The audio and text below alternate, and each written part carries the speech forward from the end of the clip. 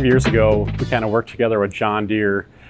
We understood where we're at as far as supporting our technology and how it integrates within the equipment, and we realized we needed a more structured approach to how we support the technology and the equipment. So with the help of Deere, we structured a new department along with our parts, sales, whole goods. We also structured a support department, and our focus of this was to bring a level of support to the customers that they're needed with the technology that we had 5 years ago. In doing so, we created value-added services. It was services that really went beyond the sale. A lot of times when a new piece of equipment was selling, we'd provide a level of support to get that customer up and going, which is obviously still done today. But what we realized was ongoing year after year, there's a level of support that was needed.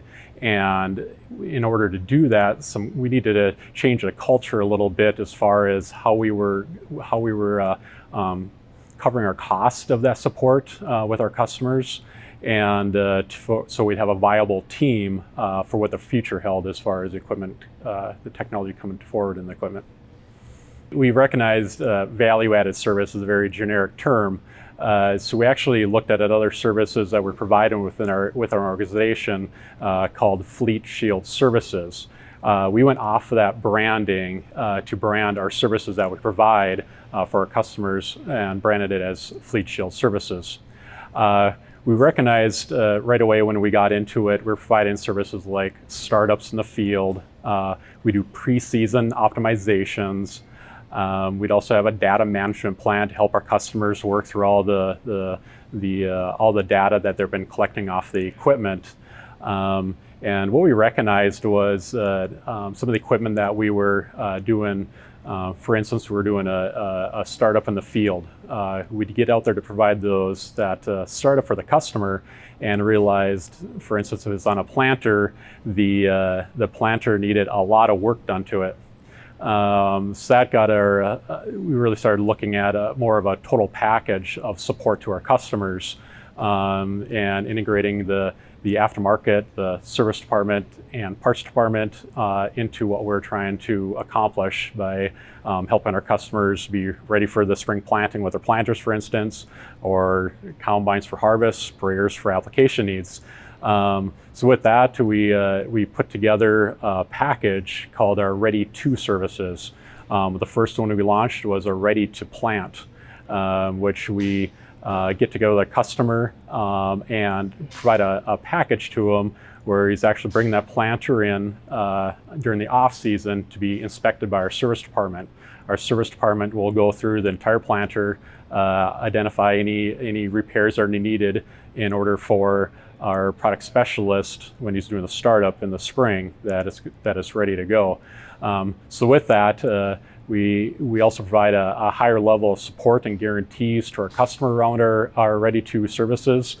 We provide a guarantee that if he has a failure during the season, the drive time to go in there and doing the repair is free to the customer.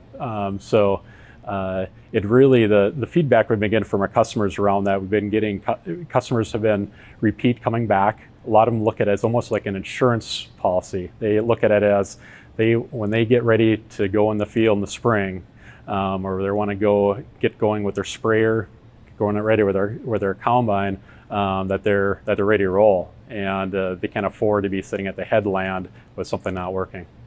We continually work on them. So the first was Ready To Plant. Then we came with our Ready To Harvest, Ready To Seed for our air seeders. We come with our Ready To Spray for our self-propelled sprayers. We have a Ready To Apply for our fertilizers, and Ready To Till with our tillage systems right now. And we continually look at different ones for the other regions as well. Right now, that's the services they're providing are under that total solution package. We recognize that we have limited resources as far as people and how we can provide this high level of support to our customers. And one of our key core values is build customers for life. And in doing so, we look at our customers that we're truly partnering with. So we'll take a targeted approach to our customers, going, and identifying the need of the customer, because each one of our customers are at a different level as far as where they're at on the technology curve and technology adoption, and how they're trying to implement their equipment into their farming operations. So each product specialist that we have on our team oversees average of two locations. And they'll work at those two locations, identifying customers that they'd like to go approach with these packages. Some of them might be from looking back at the current year that we were on, or the previous year of opportunities where we knew a customer was frustrated with his equipment, wasn't working properly, and approach them on a one-on-one basis of, hey, we have this package for you, here's how it works, here's the guarantees we have, and really take a targeted approach to those services. Our pricing model depends on planters. It's based on the number of row units that it has. Combines we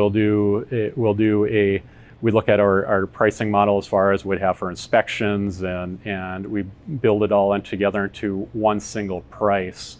And we'll include inspections on the head, 2 heads as well. And then as far as when we go out there, so we kind of build the pricing structure kind of around the equipment and the size of the equipment with what it's going to take. We do look at our amount of time that we estimate that we're going to spend on each of them, but we try to use a sliding scale like that. We do have an example of a customer who historically had rolled his equipment on a regular basis. And with equipment pricing where it's gone to today, that gap continues to widen out with a lot of our customers. So we had a customer that looked at his need to keep that equipment up and going when he needed it. So we put together a total package where we're looking at, we had his planter, his combine, his tillage application, and his fertilizer application, and really kind of put together a whole ready to farm package for him. We did have to we do look at each individual's little unique approach we take to them, because everyone's at a different level, each customer's at a different level where they're at as far as that technology curve.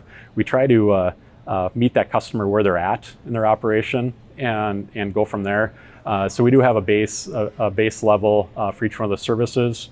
And then we kind of put that all together, looking at there'd be some opportunities where there are multiple synergies between the two that we can, some cost savings too. So we kind of build that into a plan. We have some customers that do it every year, go back to back to back. Others, they get a lot out of it the one year that we do it. And it's kind of based off the number of acres that they farm too, with how much acres per piece of equipment that they're putting on, and how comfortable they are with knowing where their equipment is at. So it does take work to go out and get new business. And we do recognize one of the things we recognized after the first couple of years that we launched this was the need of ownership in the program. When I say ownership, that we continually go out and have a plan put together as we're approaching customers with this. Relying on them just to automatically sign back up again doesn't happen. It does take going and doing customer visits and talking through and following up to get customers to re-sign up for the packages. So measuring the success of the program isn't just in the revenue that this department generates.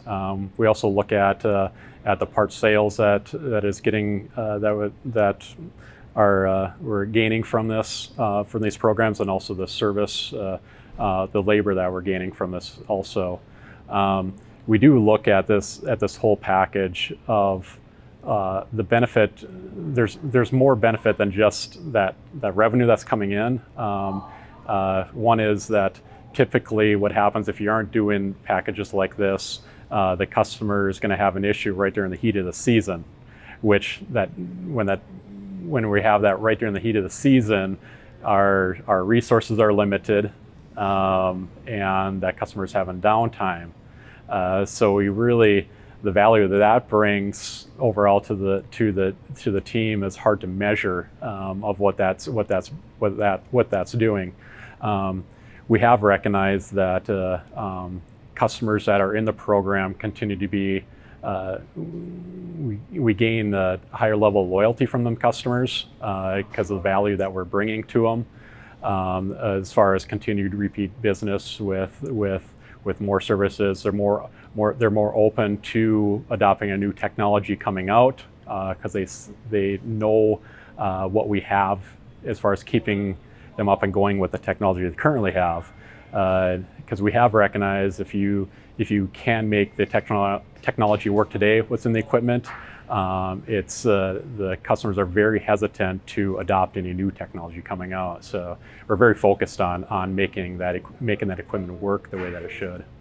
We need to structure a better, I call it a wider bridge and it's the mainstreaming of the technology we have today to the rest of the company, leverage the rest of the team. So when I say leverage more of the team, it's leveraging more of the service department, leveraging more of the parts department, because the Precision Products team needs to be focused on the latest technology, and we need to do a better job of mainstreaming these packages throughout the rest of the organization. So when I say that, it's looking at more of the service department ability to fill these needs, especially if you look at technology that's been widely adopted. For instance, AutoTrack. The service department's ability to support and keep the AutoTrack systems going we need to leverage the whole entire team to make that happen, because what is coming in the future and what we see is going to take even a higher level of dedication from our team to help customers continually adopt that technology into their farms.